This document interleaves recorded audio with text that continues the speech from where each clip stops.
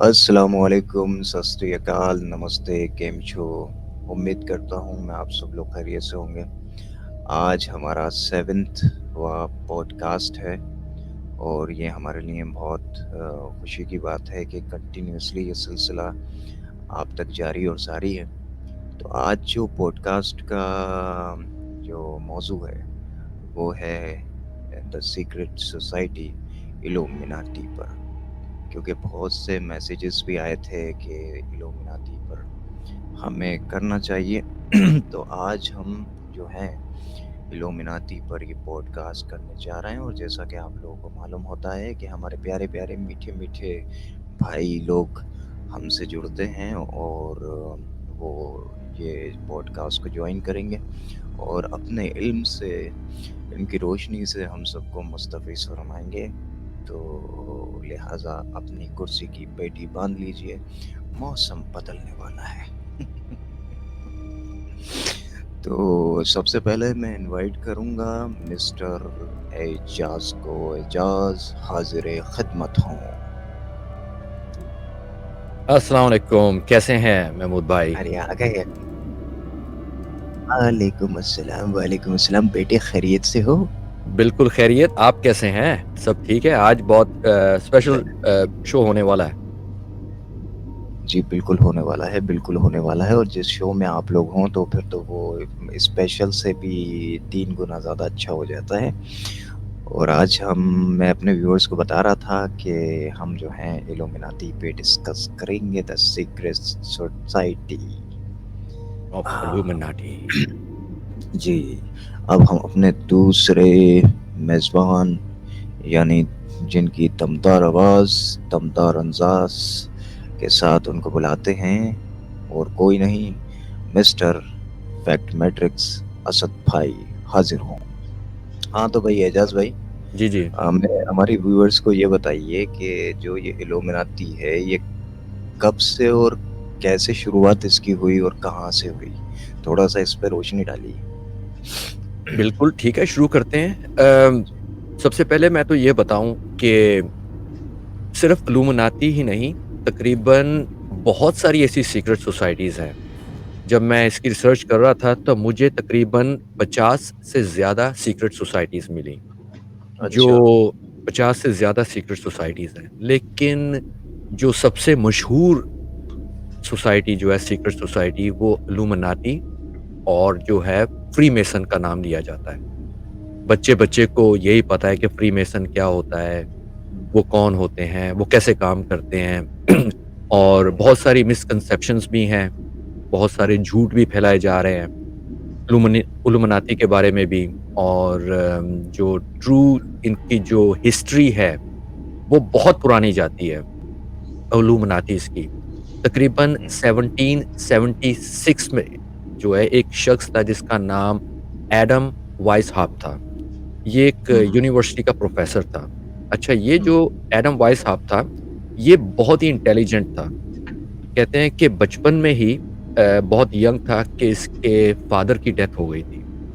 इसके फ़ादर जो थे बहुत ही नॉलेजेबल पर्सन थे। एक यूनिवर्सिटी में अच्छा। प्रोफ़ेसर थे और अच्छा। डॉक्टर थे। उनकी बहुत बड़ी लाइब्रेरी थी और ओके। जब एडम वाइस साहब जो बचपन में तकरीबन 15-16 साल का होगा या उससे भी छोटा होगा, तो इसके फ़ादर की डेथ हो गई। तो इसके ओके। ग्रैंडफ़ादर ने इसको पाला। ये अपने ग्रैंडफ़ादर के पास रहता था।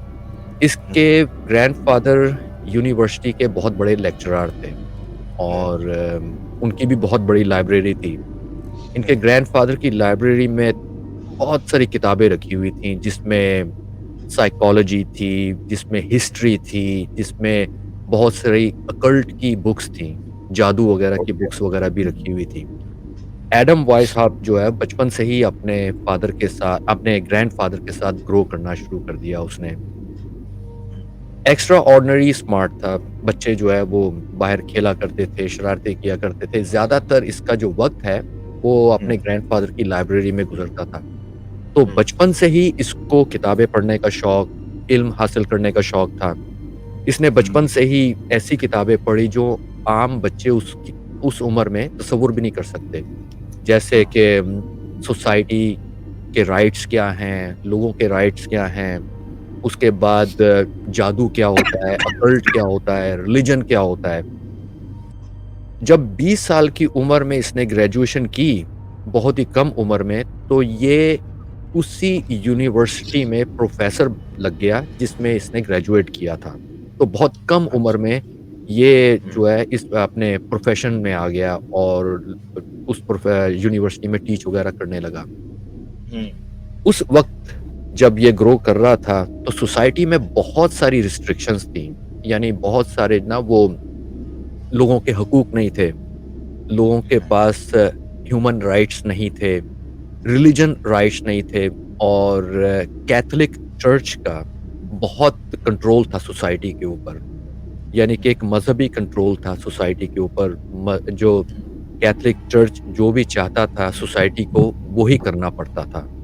उसके बाद एबॉर्शन का कोई राइट नहीं था, मैरिज राइट जो है वो औरतों को नहीं थे, फ्री स्पीच नहीं थी, कोई आदमी ओपनली सोसाइटी में गवर्नमेंट के खिलाफ बोल नहीं सकता था, इक्वल राइट नहीं थे, ओह! फ्रीडम ऑफ एक्सप्रेशन नहीं था। जो भी बोलता था गवर्नमेंट के खिलाफ या रिलिजन के खिलाफ, उसको पकड़ के या तो कैद में बंद कर दिया जाता था या उसको जो है मार दिया जाता था। तो जब ये देख रहा था कि सोसाइटी में इतना कुछ हो रहा है, तो ये अलग माइंड का इंसान था। तो इसने क्या किया कि मैं सोसाइटी को चेंज करूँगा। अब अकेला बंदा तो सोसाइटी को चेंज नहीं कर पाता। तो इसने अपनी क्लास में देखना शुरू किया कि कौन सारे ऐसे मेरे स्टूडेंट्स हैं, जो सेम माइंडसेट रखते हैं, जिनके अंदर इस तरह की जो है ना वो बगावत की एक उमंग है, जो सोसाइटी के खिलाफ मेरे साथ खड़े हो सकते हैं। तो इसे अपनी क्लास में 4-5 स्टूडेंट नज़र आए, जो कि बहुत ही होनहार थे, बहुत ही इंटेलिजेंट थे। तो ये उनको फ़ेवर देने लगा, यानी कि नंबर में पास करने लगा, उनको जो है ना एक्स्ट्रा क्रेडिट देने लगा। तो वो आहिस्ता-आहिस्ता इस प्रोफ़ेसर एडम वाइसहार्ट के करीब आने लगे। तो एक दिन इसने उनका माइंड चेंज करना शुरू कर दिया कि भई सोसाइटी में ये हो रहा है, तुम क्या कहते हो? तुम क्या मानते हो? तुम क्या सोचते हो? तो उन्होंने भी कहा कि हाँ, हम भी इसके खिलाफ बगावत के लिए तैयार हैं।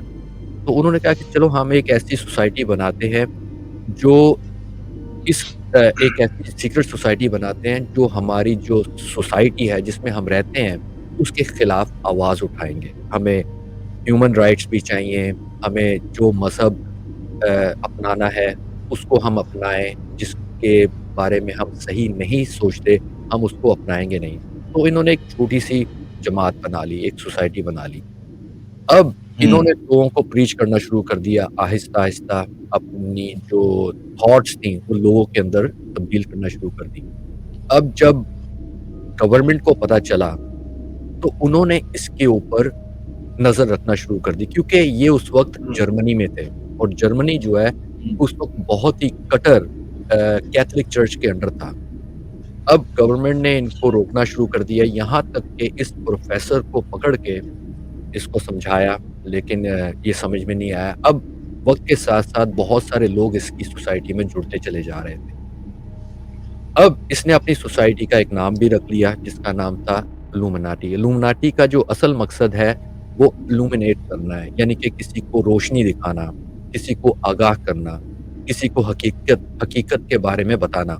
यानी कि होता है ना कि आपको इल्यूमिनेशन हो गई, आपको सब पता चल गया कि क्या सही हो रहा हुँ, है या क्या गलत हो रहा है। उस वक़्त ये जो रहते थे, ये बुल्गारिया में रहते थे, एक छोटा-सा टाउन था जर्मनी में।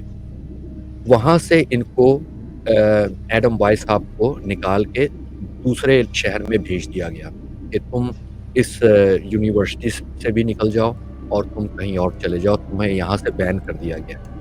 एडम हुँ, वाइसहार्ट जो है, वो दूसरी सोसाइटी में दूसरी सिटी में चला गया। वहाँ पे कुछ देर खामोश रहा और फिर वहाँ पे इसने अपनी जो टीचिंग थी, वहाँ पे प्रीच करना शुरू कर दी। वहाँ पे इतना मशहूर हुआ कि बहुत ही जल्द 300 से ज़्यादा लोग जो हैं, इसके साथ जुड़ते चले गए। अब जो इसकी जो थॉट्स थी, जो एक्सप्रेशन थे, जो इसकी जो अ माशरे को बदलने की जो उमंग थी, वो लोगों के अंदर फ़ेमस से फ़ेमस होती चली गई। तो यहाँ से इसकी शुरुआत हुई थी और जो कहते हैं कि ओरिजिनल जो इसका अ, जो ये पैदा हुई है सोसाइटी, ये जर्मनी, बल्गेरिया से पैदा हुई है। Great, great, great. अच्छा, मैंने ये भी सुना है नाइट टेम्पलर्स के नाम से भी पहले ये थे, फिर शायद उसके बाद ये फ्रीमेसन्स हुए, फिर शायद उसके बाद ये इल्यूमिनाटी हुए। देखिए, फ्रीमेसन्स जो है उस वक़्त ये फ्रीमेसन्स एग्ज़िस्ट करते थे, लेकिन बहुत ही हुँ, छोटी उनकी जो तादाद थी ना, नंबर ऑफ पीपल हुँ, बहुत कम थी। उस वक़्त यानी कि इतना फ्रीमेसन भी इतना ग्रो नहीं हुए थे जब ये इल्यूमिनाटी जो है वो अपने पैर पकड़ रहा था। उस वक़्त फ्रीमेसन्स जो हैं वो अपने आप को एस्टेब्लिश कर चुके थे। उनके लॉजेस थे, उनके मेंबर्स थे, उनकी एक बाकायदा तंज़ीम थी, एक हुँ। उनका सिस्टम था कि किस तरह लोगों को रिक्रूट करना है, किस तरह लोगों को शामिल करना है। उस वक़्त इल्यूमिनाटी के पास ये सब चीज़ें नहीं थी। ओके। ओके, तो अब हम असद भाई से पूछते हैं कि जैसा कि असद भाई हम जानते हैं कि इसको द सीक्रेट सोसाइटी कहा जाता है। ये सारी इनको हुँ। लक़ब जो दिए गए हैं, सीक्रेट सोसाइटी और सैटेनिक सोसाइटी भी कहा जाता है। तो मुझे ये नहीं समझ में आया, जब ये इतनी सीक्रेट सोसाइटी थी, तो फिर ये आवाम में इतनी उजागर कैसे हो गई? मतलब आवाम में, मतलब लोगों के सामने इसको खुल के बयाँ करना शुरू कर दिया। तो लोगों को फिर कैसे इतना पता चला कि ये भी रिचुअल्स करते हैं इस तरह से, ये जो है, समझ रहे हैं ना आप मैं क्या कहना चाहता हूँ? हाँ जी, हाँ जी। तो इस बिल्कुल। पे आप क्या कहना चाहेंगे? देखिए इसके बारे में यही कहूँगा मैं कि ये रिसेंटली रिसेंटली माने तो पिछले 2 डेकेड्स में, मतलब तकरीबन 15-20 साल में लोगों को ज़्यादा पता लगा है इस बारे में। अगर आप इस बारे में बात करते उस टाइम में, जब जैसे आप मान लें कि जब इंटरनेट के बाद यूट्यूब शुरू हुआ और इंटरनेट जब इतना ज़्यादा डेवलप नहीं था, तो लोगों को इस बारे में कुछ भी नहीं पता था। मैं कहूँगा कि 10-20% पता होगा, क्योंकि हम लोगों ने भी जब से इंटरनेट पे देखा, ये तो बहुत ज़्यादा डेवलप नहीं था इंटरनेट, क्योंकि इतनी ज़्यादा इंफॉर्मेशन नहीं होती थी।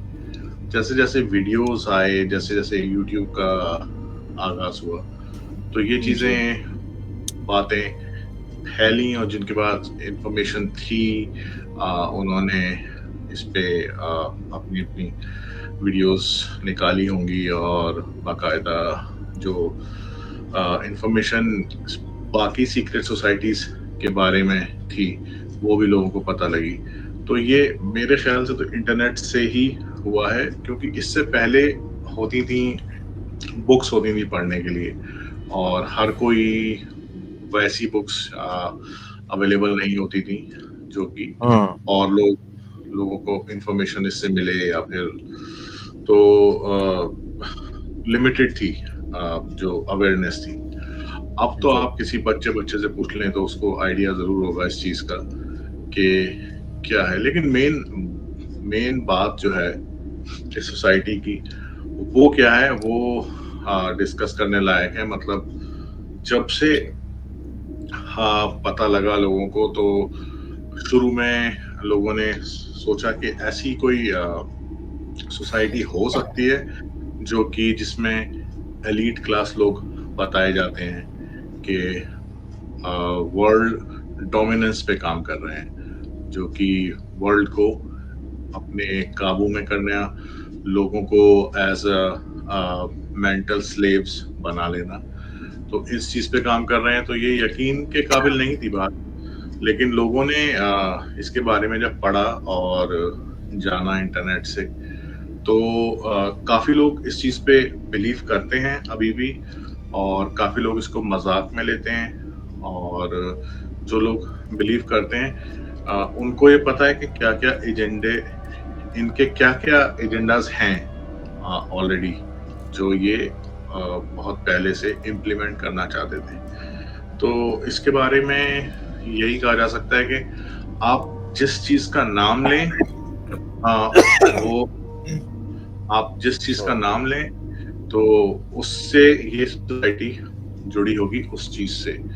जैसे कि फॉर एग्ज़ाम्पल मैं कहूँगा कि म्यूज़िक इंडस्ट्री आप ले लें, हॉलीवुड ले लें आप और कोई मूवीज़ का ले लें और म्यूज़िक के अलावा फूड ले लें आप। फूड में जो कहा जाए कि चीज़ें मिलाई जा रही हैं और मेडिसिन्स की इंडस्ट्री ले लें आप और मतलब जो चीज़ आप नाम लें, एजुकेशन ले लें, हर चीज़ में जो है वो इसके मतलब इसकी तरफ ही जा रहा है। हुँ, तो ये तो एजेंडाज़ हैं जो बहुत क्लियर हैं, हम कुछ पे बात कर सकते हैं क्योंकि बहुत वाइड टॉपिक है।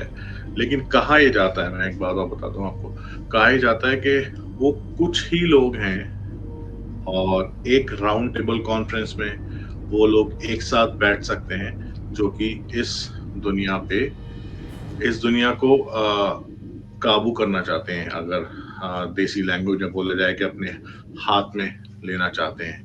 तो इनका एजेंडा जो वन वर्ल्ड ऑर्डर के नाम से लोग जानते हैं, तो वो बहुत क्लियर है और वो इम्प्लीमेंट हो चुका है, हो रहा है। तो लोग उसको बहुत सीरियसली नहीं लेते। 50% लोग मानते हैं, लेकिन अपने हाथ में नहीं है उसको ठीक करना। ओके। हाँ, तो भाई अब असद भाई ने माशाल्लाह बड़ी अच्छी इन्फॉर्मेशन दी। अब मैं एजाज़ भाई के पास जाता हूँ और एजाज़ भाई से सवाल करता हूँ कि आपके इसके बारे में आपको क्या कहना है? सेम क्वेश्चन, मगर आपकी भी राय जान लें तो अच्छा है, व्यूअर्स को पता चलेगा। जी, बताइए। बिल्कुल असद भाई ने काफ़ी समराइज़ कर दिया है, काफ़ी जो इनकी हकीकतें हैं वो सामने ले आए हैं। जैसे मैंने शुरू में बताया था कि 50 से ज़्यादा सीक्रेट सोसाइटीज़ हैं। अब हर सीक्रेट सोसाइटी का कोई ना कोई मकसद होता है। कुछ सोसाइटीज़ ऐसी हैं जो बहुत ही महदूद पैमाने पर काम करती हैं, बहुत ही छोटे पैमाने पर काम करती हैं। नंबर ऑफ पीपल उनके बहुत छोटे होते हैं या उनके मकासद बहुत कम होते हैं। जैसे कि अगर उनके ह्यूमन राइट्स हैं, तो वो एक ख़ास तबके के लिए ह्यूमन राइट्स होंगे। जैसे कुछ सोसाइटीज़ थी अमेरिका में, जो कालों को, जो अफ्रीकन अमेरिकन थे, उनको राइट्स दिलाने के लिए काम करती थीं। कुछ सोसाइटीज़ ऐसी हैं जो सिर्फ़ गोरों के हकूक़ में बोलती हैं। कुछ सोसाइटीज़ ऐसी हैं जो गे राइट्स के ऊपर बोलती हैं। जैसे कि बहुत सारी दूसरी सोसाइटीज़ के नाम भी हमने सुने हैं, जैसे स्कल्स एंड बोन्स हो गया, फ्रीमेसन हुँ, का तो हमें पता ही है। फिर उसके बाद एक और सोसाइटी है ओरो टेम्पली ओरिएंट, इसके बारे में भी बहुत कम लोग जानते हैं।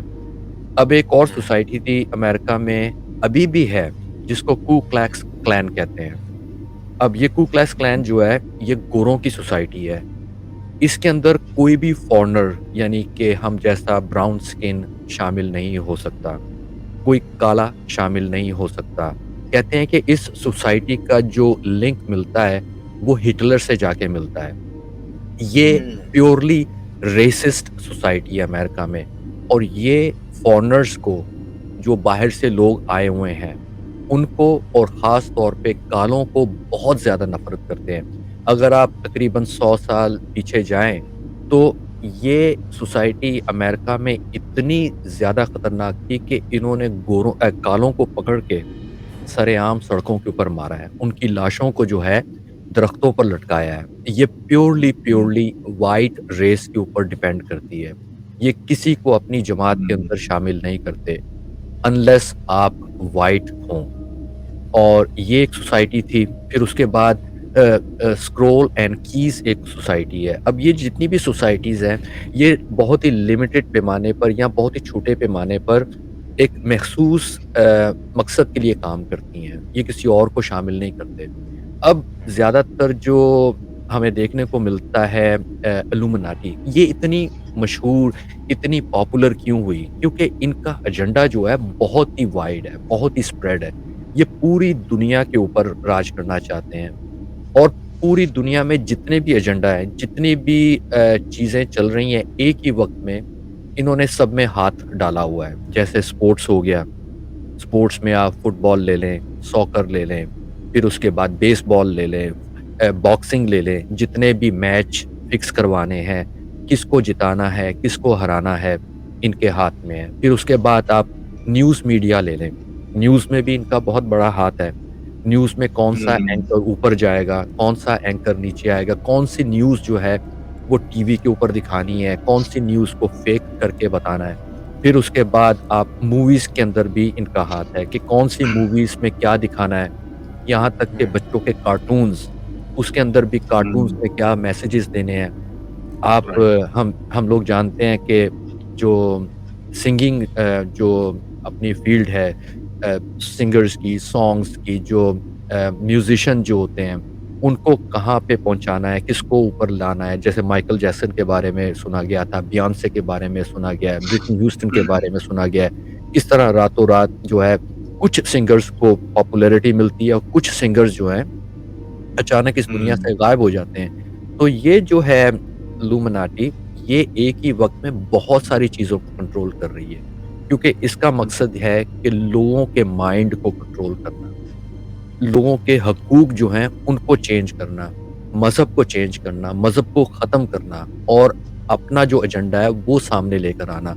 अब ये इतनी स्प्रेड हो चुकी है, इतने चीज़ों में इसने हाथ डाल दिया है कि कहीं न कहीं इनके साइन्स सामने नज़र आ जाते हैं। बाकी जो सोसाइटीज़ हैं, वो बिहाइंड द वॉल यानी कि छुप के काम कर रही हैं और उनके जो एजेंडे हैं, वो इतने सामने नहीं आते जितने सीक्रेट सोसाइटीज़ के ये जो इल्यूमिनाटी इसके जो एजेंडे सामने आ जाते हैं। कहीं न कहीं नज़र आ जाता है, कहीं न कोई फुटबॉलर जो है या सिंगर जो है या म्यूज़िशियन जो है, कोई ऐसे साइन बना देता है। फिर जब हम उसको स्टडी करते हैं कि यार ये 1 साल पहले तो इतना पॉपुलर नहीं था, ना इसने कोई अच्छी मूवी बनाई, ना इसने कोई अच्छा सॉन्ग बनाया, लेकिन अचानक रातों-रात ये 2 महीने के लिए गायब हुआ। जब ये स्क्रीन के ऊपर आता है, तो ये अजीब से साइन बनाता है। इसका जो है रवैया चेंज हो गया है, इसकी लुक्स चेंज हो गई हैं और उसके बाद इसको अचानक से इतनी पॉपुलैरिटी मिल गई है।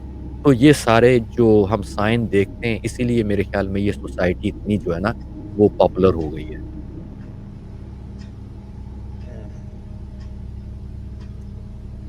पॉपुलर से याद आया, असद भाई, मैं ये पूछना चाहता हूँ, ये जो सोसाइटी इतनी पॉपुलर हुई और उसके साथ कहा जाता है ये सोसाइटी बहुत ज़्यादा पावरफुल भी है, हुँ, तो इसके पीछे क्या राज है?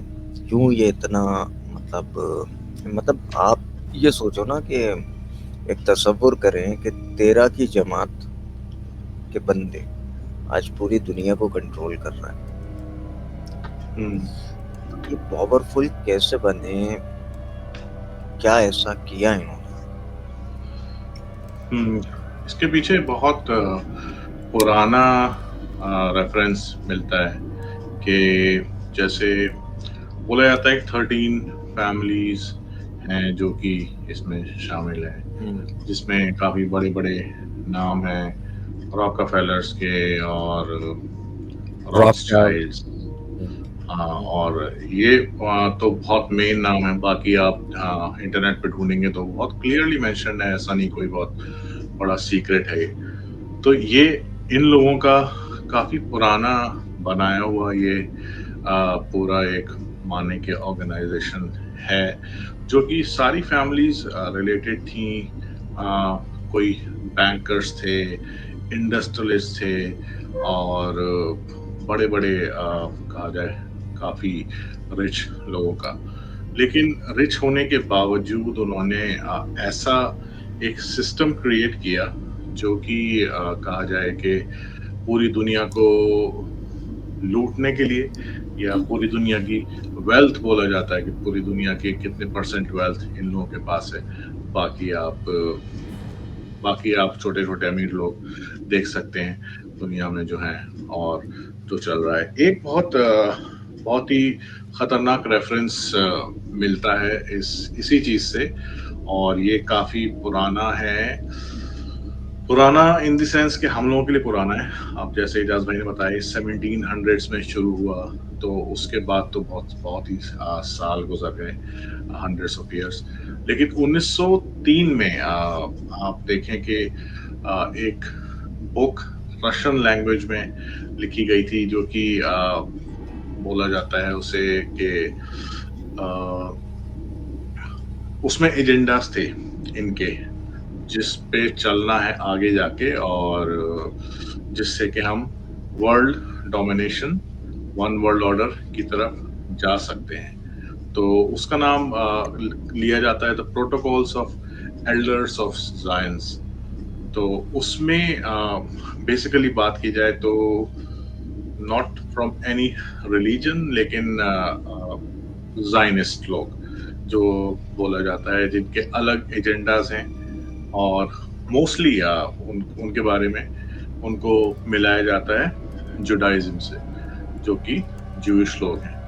और अब हम ये कह सकते हैं कि आजकल के ज़माने में जो ज़ायनिस्ट हैं वो खाली जुडाइज्म वाले लोग नहीं हैं, ज्यूइश लोग नहीं हैं। क्रिश्चियंस भी हो सकते हैं, वो इस्लाम से भी हो सकते हैं, वो हिंदू भी हो सकते हैं, मतलब किसी भी रिलीजन से उनको माना जा सकता है, जबकि वो बहुत इन्फ्लुएंशियल हों और रिच हों।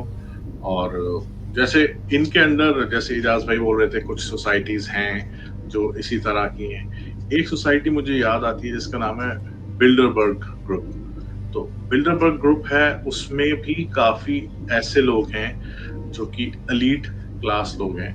उनकी एक मीटिंग होती है एनुअली, उनके एजेंडास डिसाइड होते हैं, और वो मीटिंग बहुत ज्यादा पब्लिक नहीं होती, और मीडिया को भी आने का उसमें वो नहीं है ज्यादा।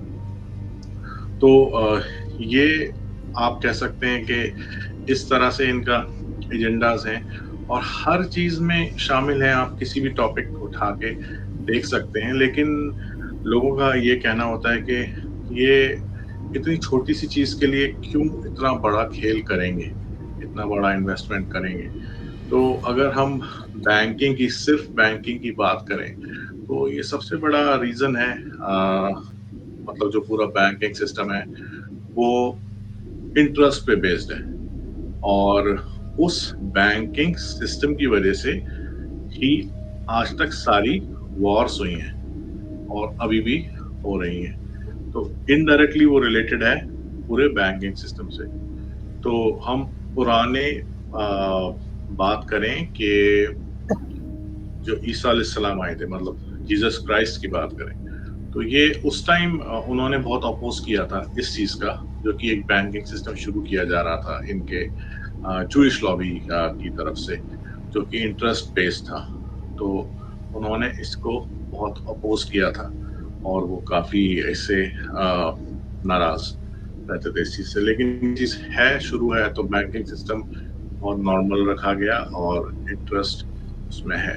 इसके अलावा देखें, बहुत सारी फील्ड्स ऐसी हैं जो कि आप कहेंगे कि फिक्टिशियस माना जाएगा।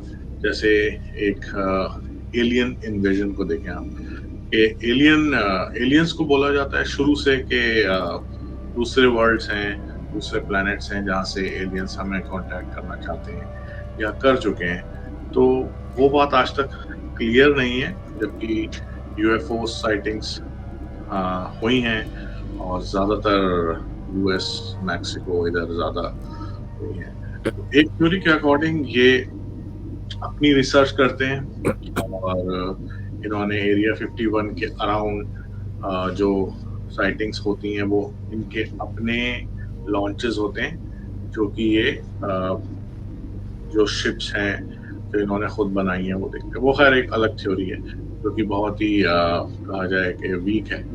और जो एक्चुअल में एलियंस की जो बात की जाए, तो एरिया 51 को ही माना जाता है जहाँ पे कि उन पे रिसर्च हो रही है। तो ये भी एक एजेंडा है जो कि बाद में सबके सामने आएगा, जो कि अब बोला जाता है कि अब वो टाइम है कि कुछ सालों से बहुत ज्यादा एलियंस देखे जा रहे हैं, या साइटिंग्स हो रही हैं, उनकी बातें हो रही हैं। तो एक ऐसा प्लान किया जाएगा आगे जाके इनके थ्रू, कि एलियन इन्वेजन को दिखाया जाएगा कि एलियंस हमको अटैक करने वाले हैं, अब हमको एक वर्ल्ड बना के इनसे लड़ना होगा। तो वही वन वर्ल्ड ऑर्डर की बात आ जाएगी कि अब हम सब चीजें एक कर देते हैं, आर्मी, करेंसी, एवरीथिंग। तो ये एक बहुत बड़ा इनका एजेंडा है जो एलियंस से सामने आता है। जी, हाँ, बहुत बढ़िया इन्फॉर्मेशन माशाल्लाह। जी एजाज़ भाई, आप क्या कहना चाहेंगे? असद भाई, महमूद भाई, मैं ये भी इसमें ऐड करना चाहूँगा कि एडम वाइसहाप ने मरने से पहले एक किताब लिखी थी। आप तो भी ये लिखो किताब जो किताब। है, हुँ, ये किताब एक म्यूज़ियम में अभी तक पड़ी हुई है। अच्छा, इस किताब के जो कुछ नोट्स जो है ना, जो उसने लिखे थे, वो मैंने आपको पढ़ के सुनाता हूँ, उसमें लिखा क्या हुआ था। क्योंकि इस सोसाइटी को समझने के लिए ये समझना पड़ेगा कि एडम आइसहाक यानी कि इल्यूमिनाटी का असल एजेंडा क्या है। अब इसमें ये लिखता है कि the great strength of our order lies in the concealment. Let it never appear in its own name, but always covered by another name and another occupation. इसमें ये लिखा हुआ है कि ये जो हमारा एजेंडा है, इसको हमने कंसील ही रखना है, इसको हमने छुपा के ही रखना है और कभी भी अपनी जमात को यानी इल्यूमिनाटी को अपने असल नाम से किसी को नहीं बताना और जो है अपना नाम, वो किसी और अपनी जो जमात का जो मकसद है, वो किसी और नाम से सामने लाना है। यानी कि ये जो भी कर रहे हैं, जो भी हो रहा है इस दुनिया में, जो भी अ, हालात और वाक़यात बदल रहे हैं, उसके पीछे यही है लेकिन कभी इनका नाम सामने ना आए। अब इसकी मैं मिसालें आपको दूँगा। एक बहुत बड़ी तंज़ीम चल रही है एलजीबीटीक्यू की। अब एलजीबीटीक्यू जो है, कुछ साल पहले बहुत बुरी मानी जाती थी। यानी कि man marrying man, woman is woman. तकरीबन आज से 40 साल पहले चले जाएँ, 50 साल पहले चले जाएँ, तो बहुत बुरा इसको माना जाता था। अब इसको बहुत प्रमोट किया जा रहा है। अब एलजीबीटीक्यू जो है ये अलग नाम है, इल्यूमिनाटी के नाम से नहीं है। जैसे कि एडम आइज़नहॉफ ने लिखा था कि हमने जो भी करना है वो अपनी जमात के नाम से नहीं करना, उसके पीछे कोई और नाम रखा जाएगा। फिर उसके बाद पाकिस्तान में एक और तहरीक चल रही है, मेरा जिस्म मेरी मर्ज़ी। इसके पीछे भी जो है इन्हीं का हाथ है। लेकिन कोई इनके नाम से नहीं जानता कि ये जो तंज़ीम है ये इल्यूमिनाटी के नाम से चल रही है। इसको अलग नाम दे दिया गया। फिर वुमेन्स राइट जो है अमेरिका में बहुत चल रहे हैं, यूरोप में चल रहे हैं, अमेरिका में चल रहे हैं, कनाडा में चल रहे हैं।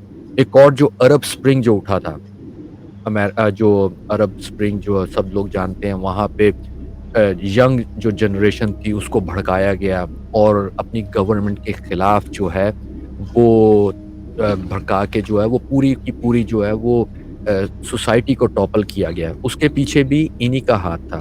फिर उसके बाद जो है सबसे ज़्यादा जो इसका मानना था एडम आइज़नहॉफ का, वो था कि किसी न किसी तरह वुमेन्स को कंट्रोल करना है, उनको आगे लेके आना है क्योंकि वो सोसाइटी में बहुत बड़ा जो है इनकलाब लाने में मदद कर सकती हैं। हाँ, तो एजाज़ भाई, वो असद भाई, जो एजाज़ भाई ने बताया जैसा इसके बारे में, सेम क्वेश्चन आपसे भी। आप कैसे इसको कैसा देखते हैं? क्या समझते हैं अपने नज़दीक? अपने वर्ड्स में एक्सप्लेन कर दीजिए।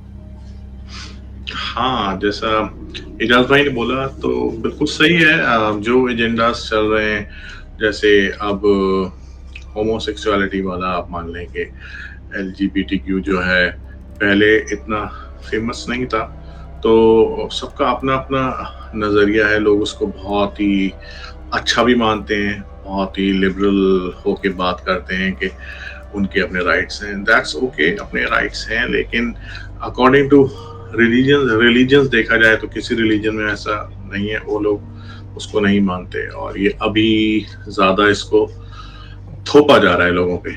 मतलब मूवीज में या स्कूल्स में देखें, बाहर के स्कूल्स में, मैंने यूएस कनाडा के स्कूल्स में देखा, उनको बच्चों को एजुकेट किया जा रहा है कि आप जो आपका दिल करता है, आप वैसा होना चाहते हैं, तो इसमें कोई बुराई नहीं है। तो खैर, सबका अपना अपना नज़रिया है, लेकिन मैं इसको एजेंडा कहूँगा एक इनका। इसके अलावा जो वुमेन लिबरेशन मूवमेंट था, तो उसमें मैं बता रहा था कि मतलब एक फैमिली का फॉर्मेट हुआ करता था, जैसे कि हस्बैंड वाइफ बच्चे और उनका कोई पेट है, तो वो एक फैमिली हुआ करती थी।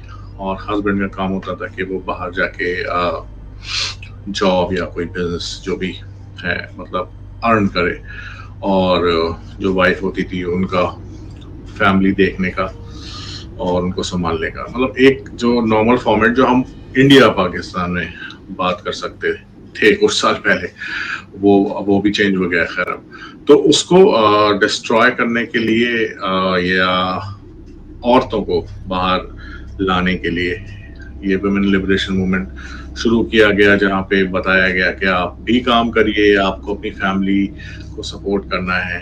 तो ये एक पुराना एजेंडा था जो कि अब तो खैर बहुत नॉर्मल चीज मानी जाती है इसको। तो ये भी इनमें शामिल है। तो बेसिकली आप कहेंगे कि हर चीज को अपनी फॉर्म से हटाना और एक कंट्रोल में लाना। जैसे हम पहले बात कर रहे थे कि कुछ एक्सपेरिमेंट्स जो कि माइंड कंट्रोल वाले थे, वो आप देखें कि कुछ थ्योरीज हैं, कुछ कॉन्स्पिरेसी थ्योरीज हैं कि वो जो प्लेन से जो वो ट्रेल्स छोड़ते थे, तो वो कोई केमिकल्स होते थे लोगों को माइंड कंट्रोल करने के लिए। बहुत लंबे लंबे टॉपिक्स हैं और थ्योरीज हैं जो हम आगे लेके आ सकते हैं। तो ये तो बहुत बेसिक ऊपर ऊपर से हम बात कर रहे हैं सभी टॉपिक्स के ऊपर। तो इसमें बहुत सारी चीजें ऐड हो सकती हैं और इनके एजेंडास के हिसाब से। अच्छा, बुक में इसके एडम वाइसहाप के बुक में औरतों के बारे में एक और बात लिखी गई थी। अब मैं वो आपको सुनाता हूँ जो उसने लिखा था। उसने लिखा था, there is no mean of influencing man so powerfully by the means of women. यानी कि हमें मर्दों को ज़्यादा फ़ोर्सफुली या इतनी तवज्जो नहीं देनी चेंज करने में, जितनी हमने औरतों को देनी है। Should therefore be a chief study. औरतें जो है हमारे लिए चीफ स्टडी, मेन स्टडी होनी चाहिए। जैसे वो कैसे बिहेव करती हैं, वो सोसाइटी में क्या चाहती हैं, उनके अंदर क्या चेंजेस लानी चाहिए। We should um, inside we should ourself into their good opinion. यानी कि हम जो है ना, हमारी सोसाइटी उनकी नज़रों में एक अच्छी तरह नज़र आनी चाहिए। यानी कि जो भी हम काम करें, वो औरतों को ऐसे लगे कि ये उनके हक में है। तो अब क्या करते हैं कि जो भी आप देख लें, जो भी मार्केटिंग होती है, यहाँ तक कि चॉकलेट बेची जाती है, उसमें औरत की पिक्चर दिखाई जाती है। रेफ्रिजरेटर बेचा जाता है, चूल्हा बेचा जाता है, घर में अप्लायंसेस बेचे जाते हैं, उसमें एक औरत की तस्वीर होती है। जो भी मार्केटिंग की जाती है, वहाँ पे आपको औरत का दिखाया जाता है, पिक्चर दिखाई जाती है। अब इसके अंदर जहाँ पे एडवर्टाइज़मेंट भी आती है, उनके पीछे भी इनका बहुत बड़ा हाथ है। किस तरह लोगों के माइंड को कंट्रोल करना है, जैसे आपने बताया। अब जो भी आप देखते हैं, जो भी स्टडी की गई है, उनके पीछे कहीं न कहीं जो है ना, इनका इन्फ्लुएंस आपको नज़र आता है। अ, उस वक़्त जब ये डेवलप कर रहे थे, अपनी सोसाइटी को आगे बढ़ाने की कोशिश कर रहे थे, उस वक़्त फ्रीमेसन जो हैं, वो अपने आप को एस्टेब्लिश कर चुके थे। उनके जो है लॉजेस भी थे, उनका एक ऑर्गनाइज़ सिस्टम चल रहा था। तो एडम वाइसहाप ना उससे बहुत इम्प्रेस था। अब उसने क्या किया कि अम, इनको स्टडी करना शुरू किया कि फ्रीमेसन्स किस तरह काम करते हैं, किस तरह लोगों को रिक्रूट करते हैं। अब फ्रीमेसन जो हैं, वो उनका अपना एजेंडा है, उनका ज़्यादा इन्फ्लुएंस सोसाइटी के ऊपर नहीं है। जब हम फ्रीमेसन के ऊपर बात करेंगे, तो उनके बारे में हम बताएँगे। वो ज़्यादा सोसाइटी को इन्फ्लुएंस नहीं करते, क्योंकि हम थोड़ी-सी ना मिसकंसेप्शन भी यहाँ पे दूर कर दें लोगों की। जो लोग कहते हैं कि भई हमें फ्रीमेसन की तरफ से लेटर आ गया। अब आप उनके सब्सक्राइबर देखें, 3000 सब्सक्राइबर भी नहीं होंगे, 4000 सब्सक्राइबर भी नहीं होंगे, 5000 सब्सक्राइबर भी नहीं होंगे। मैं कहता हूँ कि वो जिसके 1 लाख सब्सक्राइबर हैं ना, फ्रीमेसन कभी उनको भी अप्रोच नहीं करेगा। क्योंकि इनका जो है ना, इनकी एक थ्योरी है फ्रीमेसन्स की, कि हमने अपनी जमात में बहुत कम लोगों को शामिल करना है, लेकिन बहुत ही इन्फ्लुएंस लोगों को शामिल करना है, जिसके हुँ, साथ हुँ। 8 मिलियन सब्सक्राइबर्स हों, जो एक इन्फ्लुएंसर हो, जिसको सुनने वाले 7-8 मिलियन लोग हों। क्यों लोग वो अपनी सीक्रेट्स जो हैं, वो किसी ऐसे बंदे को शो करेंगे, जिसके 5,000 सब्सक्राइबर भी नहीं है। हुँ, आप समझ रहे हैं कि लाइक ये प्रेफ़र राइट। करते हैं क्वालिटी ओवर क्वांटिटी। एडम आइज़हाब हुँ, का हुँ, ये जो था ना एक बहुत बड़ा जो उसका जो थीम था कि हमने ऐसे लोगों को अपनी जमात में शामिल करना है कि जो इन्फ्लुएंस रखते हों, जैसे कि हो गया डॉक्टर्स हो गया, इंजीनियर्स हुँ, हो गया, पॉलिटिशियंस हो गए, सिंगर्स हो गए, म्यूज़िशियंस हो हुँ, गए, जिनको बहुत सारे लोग फ़ॉलो कर रहे हैं, लाइक कर रहे हैं, लेकिन उनके अंदर ये पोटेंशियल है कि वो हमारी बात को आगे पहुँचा सकते हैं। अब जिस यूट्यूबर के 5,000 सब्सक्राइबर हैं, वो अपना वक़्त, अपना टाइम, अपने सीक्रेट उसके ऊपर क्यों रिवील करेंगे? अब ये जो लोग कहते हैं कि भई हमें लेटर आ गया इल्यूमिनाटी की तरफ से, मैं तो बहुत घबरा गया और मैं डर गया। भाई ये हुँ, हुँ, सारे हुँ, होक्स हैं, ये सारे मज़ाक हैं। बहुत हुँ, सारे हुँ, ऐसे लोग जो है ना आपके साथ स्कैम कर रहे हैं कि अगर हम ये हुँ, लेटर 10 बंदों को भेजते हैं, तो उसमें से 2 तो कैच हो जाएँगे, 2 तो हमारे साथ हुँ, यानी कि कहेंगे हाँ, मैं जॉइन करना चाहता हूँ, तो फिर क्या कहेंगे ठीक है आप हमें $200 $300 भेज दें, हम आपको लेटर भेज देते हैं जॉइन करने का। वो दरअसल हुँ, स्कैम है। कभी भी इल्यूमिनाटी किसी को इस तरह जॉइन नहीं करता। Right, right. हाँ, ये मैं आपको बताऊँ, ये मेरे साथ मतलब इंस्टाग्राम पे हुआ। और इंस्टाग्राम पे मेरे कुछ भी मतलब फॉलोअर्स नहीं होंगे, 100-120 फॉलोअर्स थे जब तो, अब भी कुछ नहीं है। तो ये होता है कि हम किस पोस्ट को लाइक कर रहे हैं, क्या कर रहे हैं, उस हिसाब से चलता होगा। तो एक बंदे ने मुझे मैसेज किया जिसने इल्यूमिनाटी का फोटो पिरामिड का लगा रखा था, और वो खैर तो उसने तो सब बातें कर कर आके वो मुझसे बोला कि बहुत इंटेलेक्चुअल बातें करने के बाद तो उसने बोला कि आप ज्वाइन करो, और he was asking for some money, मतलब उसने बोला इतने पैसे। तो मैंने उसको बहुत अच्छे कुछ जवाब दिए। मैंने उसको बोला, मैंने कहा मैंने तो सोचा कि मैं एनलाइटमेंट की तरफ जाऊंगा, और आप मुझसे पैसे मांग रहे हो, मतलब डॉलर्स मांग रहे हो आप मुझसे। उसका कोई जवाब नहीं आया, फिर उसने मुझे ब्लॉक कर दिया, वो चला चला गया। तो लोग अच्छा, लोग दे भी देते होंगे जो शौक में, मतलब वो अगर 100 लोगों से बात कर रहा है तो एक बंदा दे देता होगा उनमें से। बिल्कुल वही है, तो बिल्कुल ऐसा स्कैम है होता ये। है बिल्कुल। हुँ, सही। ये बहुत अच्छी बात उठाई आप लोगों ने। अब मेरे जी। दिमाग में आई थी। मैंने कहा मैं ये सोच रहा था कि इसके बाद में ना फिर वो करूँगा, मगर हुँ, आपने जो है ना कंटिन्यू कर दिया। ये मेरे भी दिमाग में भी थी ये वाली बात। ये चीज़ है। अच्छा, आखिरी क्वेश्चन लेते हैं। मैं असल में आपसे एक क्वेश्चन करना चाहता हूँ कि ये जो सीक्रेट सोसाइटी वाले हैं, ये अपनी मीटिंग्स किस तरह करते हैं और किधर ये मीटिंग ज़्यादातर करते हैं? अच्छा, हाँ, तो इनका ये कहा जा सकता है कि जो अब लोगों को पता है चीज़ें, और पहले कम लोगों को पता थी, अब ज़्यादा को पता है, बस इतना फ़र्क है। तो कहा ये जाता है कि जो इल्यूमिनाटी मेंबर्स हैं, या किसी बड़े सीक्रेट सोसाइटी का नाम नहीं आता, बल्कि बोला जाता है जो एलीट लोग हैं, वो एक जगह मिलते हैं साल में एक बार, और वो भी मिड जुलाई में, जुलाई के मिड में। और वो 2 वीक्स का एक कैंपिंग ट्रिप माना जाता है, और बड़ी सीक्रेट जगह है जो कि कैलिफोर्निया यूएस में है, जिसका नाम है बोहेमियन ग्रुव।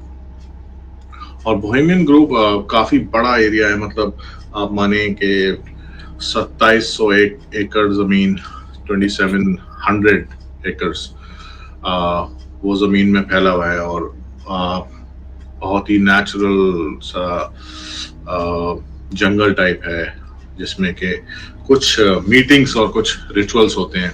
तो ये एक्चुअल में 1878 में शुरू किया गया था, और ये जगह दूसरी थी, लेकिन जो मीटिंग शुरू हुई थी वो 1878 में रेडवुड्स नाम की जगह में शुरू हुआ था।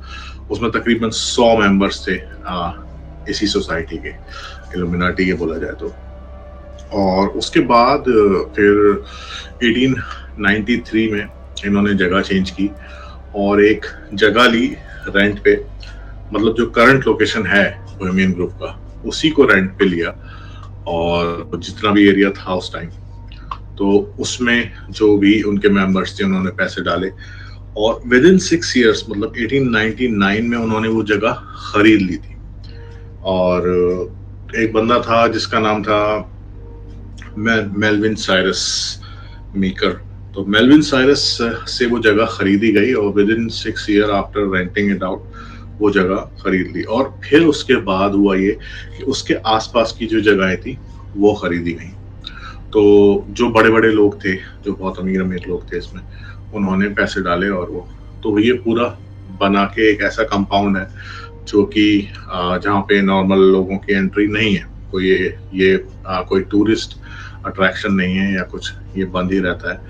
साल में 2 हफ्ते के लिए खुलता है और कहा यह जाता है कि इसमें वर्ल्ड के बड़े बड़े प्रेसिडेंट्स या प्राइम मिनिस्टर्स या इंडस्ट्रियलिस्ट या जो लोग दुनिया चला रहे हैं उस तरह के लोग को इनवाइट किया जाता है, और वहाँ पे रिचुअल होता है और पार्टीज होती हैं, और बहुत अलग तरह की पार्टीज होती हैं।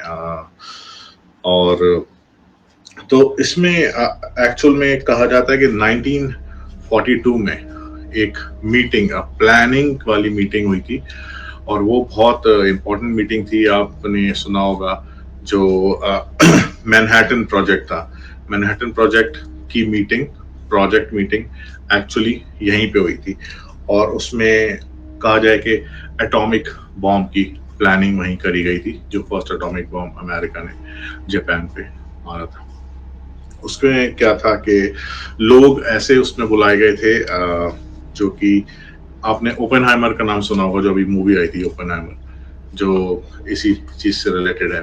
और बड़े बड़े लोग, जो S1 कमेटी थी इनकी, उसके लोग, और आप देखें कि प्रेसिडेंट्स, कई बड़ी यूनिवर्सिटीज, येल यूनिवर्सिटी और हार्वर्ड यूनिवर्सिटी, इसके लोग आए थे, और बड़ी बड़ी कंपनीज जैसे जनरल इलेक्ट्रिक और काफ़ी उसके लोग थे। तो उन लोगों को बुलाया गया था।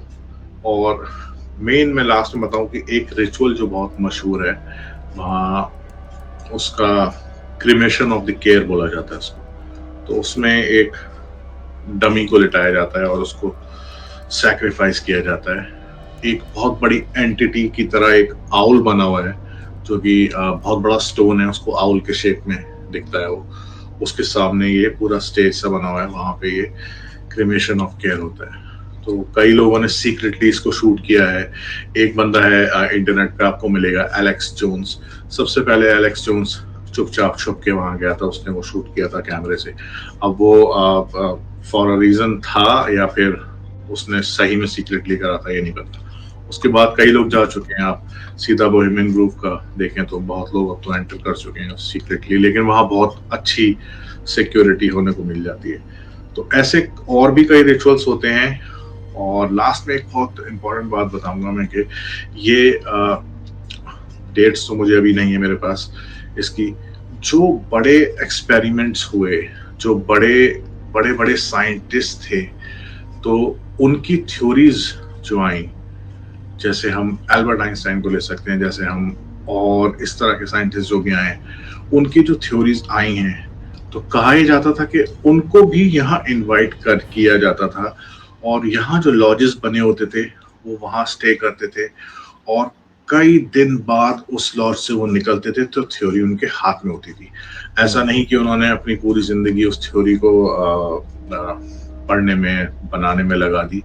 तो ये बहुत कंट्रोवर्शियल स्टेटमेंट है, लेकिन कई बुक्स में कई जगह आपको मिलेगा कि वो लोग विद इन फ्यू डेज उन्होंने वो थ्योरी तैयार कर ली। तो that was from some evil power, या कोई सैटेनिक उसके पीछे एजेंडा हो सकता है। बिल्कुल, यही आपने कहा ना कि इन सोसाइटीज़ में जब मीटिंग्स होती हैं तो बहुत बड़े-बड़े लोग जॉइन करते हैं, बहुत पावरफुल लोग जॉइन करते हैं। अब एक और मिसकंसेप्शन ये भी है कि जैसे ही आप ऐसे सीक्रेट सोसाइटीज़ को जॉइन करोगे, तो आपको सारी पावर्स मिल जाएँगी, सारी ताकतें मिल जाएँगी या आपके सामने सब कुछ रिवील कर दिया जाएगा, ऐसे नहीं होता। जैसे फ्रीमेसन्स में है, उनमें ग्रेड हैं like first grade, second grade, third grade, सबसे हाईएस्ट ग्रेड जो है वो 33rd ग्रेड है। जब आप 33rd ग्रेड में आते हैं तो आपको एक लाउंज का जो है ना, एक लॉज है उनका, उसका जो है ना वो इंचार्ज बना दिया जाता है। अब मिसाल देना यहाँ पे मुनासिब नहीं है, लेकिन मैं समझाने के लिए ये मिसाल दे देता हूँ कि जैसे कोई इस्लाम में जो बच्चा मदरसे में दाखिल होता है, तो वो बेसिक स्टडी करता है। जब वो हाफ़िज़ बन जाता है, सारा फ़िक़्ह पढ़ लेता है, हदीस पढ़ लेता है, तो उसको एक मस्जिद का इमाम बना दिया जाता है। अब वो मस्जिद के अंदर जो भी एक्टिविटीज़ होती हैं, वो उसका इंचार्ज होता है, यानी उसका हेड होता है। तो इसी तरह जो है, इनके अंदर ये है कि जब कोई नया बंदा सोसाइटी में आता है, तो उसको बहुत ही शुरू में मिनिमल, बहुत ही कम इन्फॉर्मेशन दी जाती है, सीक्रेट्स नहीं बताई जाती। शुरू में उसको टेस्ट किया जाता है कि क्या ये हमारे सोसाइटी में रहने के काबिल है या नहीं। उसको छोटे-छोटे टास्क दिए जाते हैं, छोटे-छोटे जो है ना काम दिए जाते हैं। जैसे-जैसे वो उन कामों को करता जाता है, तो वैसे-वैसे उसके ग्रेड बढ़ाए जाते हैं। फ्रीमेसन में जो हाईएस्ट ग्रेड है वो 33rd ग्रेड है। अब एडम आइज़हाब जो था वो फ्रीमेसन से बहुत मुतासिर था, जैसे मैंने पहले बताया। तो उसने भी अपनी सोसाइटी के अंदर इस तरह के ग्रेड बनाना शुरू कर दिए कि जैसे ही मैं किसी को रिक्रूट करूँगा, भले वो कितना ही बड़ा यूट्यूबर हो, मिलियंस ऑफ सब्सक्राइबर हों, लेकिन वो स्टार्ट होगा बहुत ही लोअर लेवल से। उसको कहते हैं इल्यूमिनाटी ग्रेड्स। फिर उसके बाद आता है स्कॉटिश राइट, फिर उसके बाद आता है एपॉट, परफेक्ट, नेशनल डायरेक्टर, फिर नेशनल परफेक्ट, और जो द हाईएस्ट इनका ग्रेड है, वो ग्रैंड मास्टर कहलाता है, जो एडम आइज़नहाव खुद था। अब ग्रैंड मास्टर बनने के लिए बहुत ही पावरफुल इंसान होना चाहिए, जैसे किसी मुल्क का प्रेज़िडेंट हो सकता है। अब मैं नाम नहीं लूँगा यहाँ पे। जो पावरफुल मुल्क है, अगर उसका जो प्रेज़िडेंट है, वो इसका मास्टर जो है ना, ग्रैंड मास्टर हो सकता है। अब उसके हाथ में है कि वो अपने मुल्क के अंदर कोई भी कानून लागू करना चाहे, वो कर सकता है। आप देखें, हमारे जो अमेरिका में जो प्रेज़िडेंट बना है, अब ज़रा उसका देखें, जैसे ही उसको नॉमिनेट किया गया है, उसने ऐसे-ऐसे कवानीन बनाना शुरू कर दिए हैं कि सब लोग परेशान हो गए हैं। उसने सबसे पहले कहा है कि जो भी हमारी जो क्या नाम उसका करेंसी है, अमेरिकन करेंसी, अगर उसके अंदर ट्रेड नहीं करेगा, तो उसको बहुत कॉन्सिक्वेंसेस का सामना करना पड़ेगा। उसके ऊपर जो है ना वो रुकावटें लग जाएँगी। फिर उसके बाद इसने एक और एजेंडा किया है कि इसने जो सामान चाइना से अमेरिका में आता है, उसके अंदर टैक्स लगाना शुरू कर दिया है। यहाँ तक कि इसकी मीटिंग कुछ ही दिन पहले कनाडा के जो प्रेज़िडेंट हैं, उनके साथ हुई है और उनको कहा है कि आप अगर जो है कनाडा, अब अगर डॉलर में अगर आप ट्रेड नहीं करोगे, तो आपकी आपके मुल्क से जो हमारे मुल्क में जो सामान आएगा, यानी कनाडा से अमेरिका में आएगा, हम उसके ऊपर भी टैरिफ लगाएँगे, उसके ऊपर भी टैक्स लगाएँगे। उसके साथ-साथ ही जो है, उसने एक और नया एजेंडा शुरू कर दिया है कि यहाँ पे जितने भी इल्लीगल्स हैं, उनको पकड़ के फ़ौरन बाहर निकाला जाएगा। अब देखें, अभी वो प्रेज़िडेंट उसने ओथ भी नहीं ली है, लेकिन उसने इतने बड़े जो है अहकामात शुरू कर दिए हैं। अब इनका यही होता है कि जब आप इस पोज़ीशन में आ जाते हैं, तो ये सोसाइटीज़ आपको फुल अथॉरिटी दे देती हैं, यानी फुल पास दे देती हैं कि आपने जो भी करना है, अब आप कर सकते हैं। राइट। Right, right, right. तो मेरे ख़्याल से काफ़ी लंबी स्ट्रीम हो गई पॉडकास्ट हमारा, तो अभी यहाँ पे हम ख़त्म करते हैं। और जाने से पहले वही मैं कहूँगा कि असद भाई, एजाज़ भाई, आप अपने व्यूअर्स से कुछ कहना चाहते हैं तो कह सकते हैं। बिल्कुल फीस नहीं लगेगी, पैसे नहीं लगेंगे इसके, बोलिए, बेधड़क बोलिए। मैं आपको इजाज़त दे रहा हूँ क्योंकि मेरी भी एक सोसाइटी है एंड मैं भी चाहता हूँ मेरे लोग खुल के बोलें। बोलिए। सही, बिल्कुल। बोल वेल, भाई देखने का बहुत-बहुत शुक्रिया। अगर प्रोग्राम हमारा पसंद आया हो तो सब्सक्राइब कर दें, और अ, ये जो सोसाइटी हैं, ये इतनी सीक्रेट होती हैं कि किसी को सही इन्फॉर्मेशन नहीं है। जो ज़्यादा सरफेस पे दिखाया जाता है, बिहाइंड द डोर क्या चल रहा है, बिहाइंड द वॉल क्या चल रहा है, वो किसी को नहीं पता। लेकिन जो इन्फॉर्मेशन जो सरफेस पे हमें मिली, तो हमने वही बताने की कोशिश की। हो सकता है इसमें बहुत सारी गलतियाँ हों, बहुत सारी प्रॉब्लम्स हों और मेरे ख़्याल में अभी महमूद भाई जो हैं, मैन इन द ब्लैक बन चुके हैं। ये भी एक सीक्रेट सोसाइटी का जो है वो बंदे पार्ट बन है। गए हैं, हमें साफ नज़र आ रहा है चश्मा लगा के। एलियन ले जाएंगे इनको आज पकड़ के। इनको एलियन वेल थैंक यू आज वेरी मच। मेरा मेरा एक्चुअली क्या है, वलीमा है अच्छा, वहाँ पे, जन्नत के एरिया नहीं नहीं, एरिया 51 में मुझे बुलाया अच्छा गया। भाई, आपको ज़्यादा पावर। अब तो ये चैनल रहेगा या जाएगा? पता नहीं, हाँ, अल्लाह खैर करे। सही फिर में। आसिफ भाई, आप क्या कहना चाहेंगे? मैं यही कहना चाहूंगा कि अभी हमने बहुत प्रिसाइज ऊपर से पॉइंट्स लिए इल्यूमिनाटी के बारे में, और हर टॉपिक ऐसा है जो कि हम एक नया पॉडकास्ट उस पर कर सकते हैं। इतने लंबे इनके टॉपिक्स हैं और इनके बारे में बता सकते हैं हम। तो नेक्स्ट पॉडकास्ट में आप लोग हमको ज्वाइन जरूर करें, और कुछ नए टॉपिक्स पे होगा, कुछ नए लोगों को भी लेके आएंगे। तो मेरा ये कहना है कि आप लोग कमेंट्स में बताइए कि आप लोगों को कौन से टॉपिक्स पे पॉडकास्ट कराना है, कौन सा टॉपिक्स आप सुनना चाहते हैं, तो वो फिर हम आपको मतलब फराहम कराएंगे। ये है। तो बहुत बहुत शुक्रिया आप सबका, और माफ़ी, आज ज़्यादा ही ब्लूपर्स हो गए शायद मेरे ख्याल से। नहीं बिल्कुल ठीक। सही जा रहे हैं।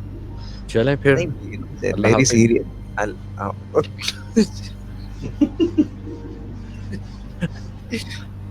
हाँ भाई, अल्लाह हाफिज। Okay, tata, bye bye. Take care. Bye bye. Okay जी, अल्लाह हाफिज, टाटा, बाय बाय। तुम लोगों को तो कोई कुछ काम नहीं मालूम नहीं है क्या? यही करने बैठ जाओ पॉडकास्ट। स्पेशल बताओ। मेहमान खुसूसी आए आज। अरे ये बड़े बाल वाला मानता नहीं है, मैं कब्र में सोया हुआ था, अभी तो उठ के आया हूँ। डिस्टर्ब कर दिया कब्र में से। जी अरे कब्र यार। में। हाँ, तो कैसा था कब्र का हाल? अरे कब्र में ही तो बैठा हूँ, ये देखो। ये कफन ओढ़ के आ गया क्या? जी दिस इज द कफन। यार कब्र में इतने स्टाइल से चश्मा वगैरह लगाया हुआ है। हाँ, वो मेरी वसीयत थी असल में। चक्कर ये था, मैंने लोडो को कह दिया था कि वसीयत में चश्मा जरूर लगा देना, ठीक है? अभी मिनट, एक मिनट। अच्छा, अंगूठे खोल दिए नीचे से बंधे हुए हैं वो। सब खुल गए।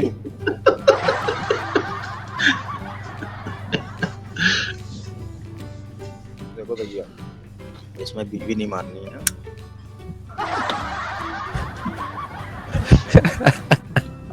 तुम तो अच्छे खासे निकल आए यार।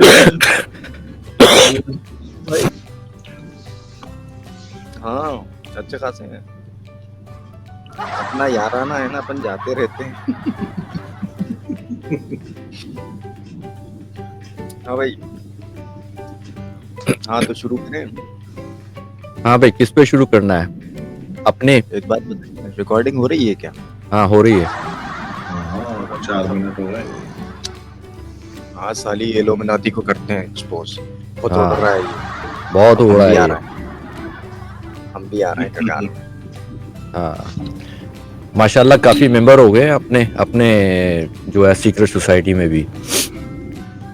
हाँ, जुड़ते जोड़ते चले जा रहे हैं।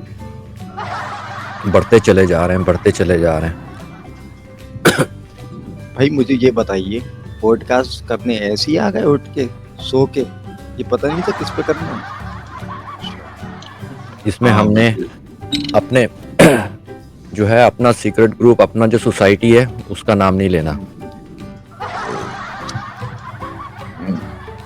2 बंदों को ऐड नहीं करना अपनी सीक्रेट सोसाइटी में, आपको पता ही है वो 2 बंदे कौन है। आप जरा सही कर लूँ यार, ऐसा बुरा होऊंगा। तो ट्राई तो भी कर दो।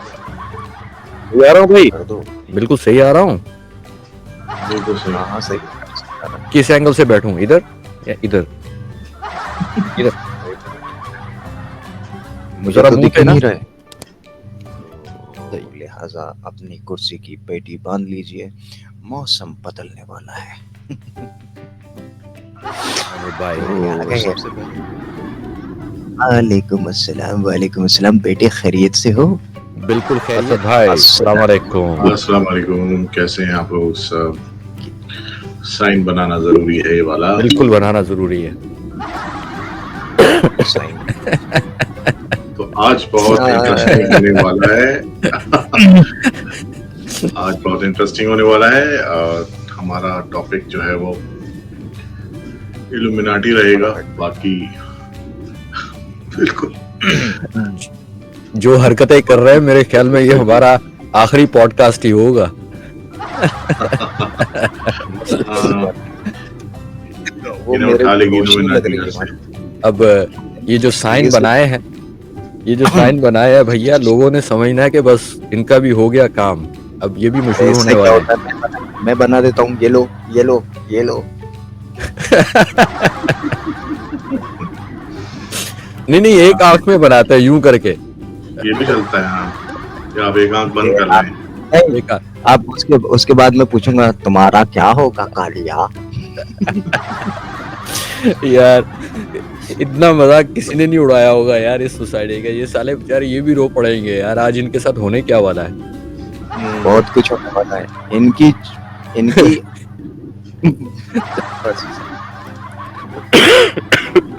हाँ, जिसे देखो इल्यूमिनाटी, ये इल्यूमिनाटी वो ले बना दिए साइन, ले ले। अभी इनको हमारी सोसाइटी का नहीं पता चला, जो हमने सोसाइटी बनाई है। हाँ, जिस दिन पता लग गया। ओहो, कॉम्पिटिटर जो है ना आ चुके हैं मैदान में। हाँ मैदान में आ गए हैं। और हाँ, बल्कि वहाँ के लोग छोड़ के हमारी सोसाइटी को ज्वाइन करना शुरू कर देंगे। हमारी रूहानी है, उनकी शैतानी है। हाँ, हमारी एक दो लोगों का आया था ईमेल मेरे पास। अच्छा, कांटेक्ट करना चाह रहे थे सीक्रेटली कि हम वो छोड़ना चाह रहे हैं और आपकी सोसाइटी ज्वाइन करेंगे। शुरुआत हो चुकी है, देखिए। हाँ बिल्कुल। अच्छा, दूसरी बात मैं आपको ये बताऊं जी जी। आपसे, मैं तो सवाल ही भूल गया, पूछना क्या है वे। तो यही पूछना कि भाई कैसे शुरुआत हुई? अच्छा, हमारी सोसाइटी की नहीं, इल्यूमिनाटी की। क्या हमारी सोसाइटी का तो अभी नाम ही नहीं है, उसको आने में बहुत टाइम लगेगा। नहीं आ चुकी है। आप छुपाने की कोशिश कर रहे हैं, आ चुकी है वो। चलिए शुरू करते हैं इंशाल्लाह। कि अरे यार हंस क्यों रहे हैं आप? अब मैं ही मिला था सबसे पहले पिक करने के लिए।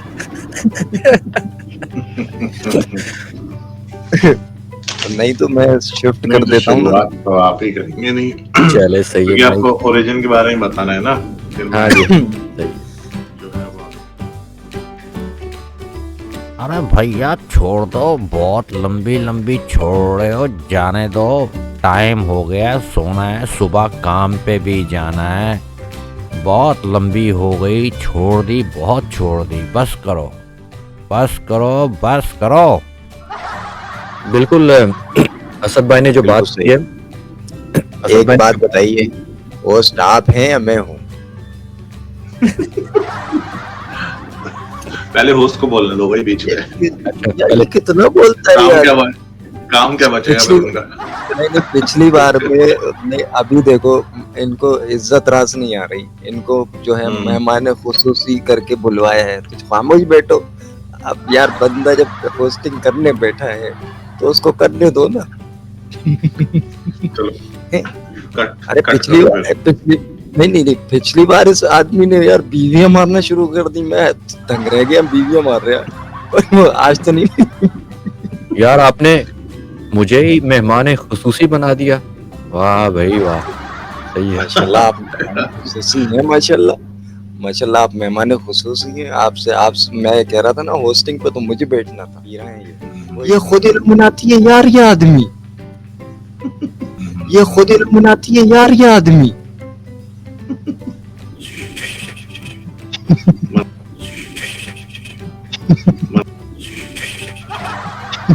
मना किया है इनसे इस बारे में बोलने को। कोको कोला पी रहा उनकी बैग नमन। चलिए ऐसी बातें नहीं की जाती, नजर लग जाती है। भाई लोग। अच्छा तीसरा एजाज भाई, जो भी कहा माफी भाई, तीसरा क्वेश्चन तो बताइए क्या पूछना है। जो भी कहा माफी भाई, तीसरा क्वेश्चन तो बताइए क्या पूछना है। यार इतना एडिट इस बंदे के ये इतना एडिट करना पड़ेगा ना कसम से। बहुत ज्यादा। अरे छोड़ो, चुपचाप शुरू करो। हाँ, लगे पड़े हुए मेहमानों को सूची फालतू में। भाई मैं मेहमान खुसूसी हूँ। अच्छा। आपने खुद ही कहा। फालतू बात मत करो मुझसे, मेहमान खुसूसी हूँ मैं। आप मेहमान खुसूसी से गलत बात कर रहे हो। लग अच्छा वो ये देखे जरा, ये लगा के लग कैसे ना, ये तो उड़ जाएंगे अभी यहाँ से ये तो। कैसा लग रहा हूँ? चले चलिए ओके, मजाक कर रहा हूँ, मजाक कर रहा हूँ, मजाक कर रहा काट दे काट दे हूँ। चले। बहुत अच्छी बात है। सीरियस हो गए, अब दोबारा सवाल करें। क्या कहा? सीरियस होके दोबारा सवाल करें। हैं? दोबारा सवाल करें। आवाज नहीं आ रही? बहुत ही सीक्रेट किताब मानी यार जाती है। मुझे और बिल्कुल ये समझ में आता है, एक बात सुनो आप। वो साला वो डेवल्स कौन सी कोडेक्स गीगास भी वो मरने से पहले ही लिख के गया था हरामी। ये भी मरने से पहले किताब लिख रहा है। चलिए चलिए हम भी किताब लिखेंगे। हाँ राइट। हो गया। हो गया। हाँ तो आप बताओ क्या पूछे। मैं मेहमान खुसूसी हूँ।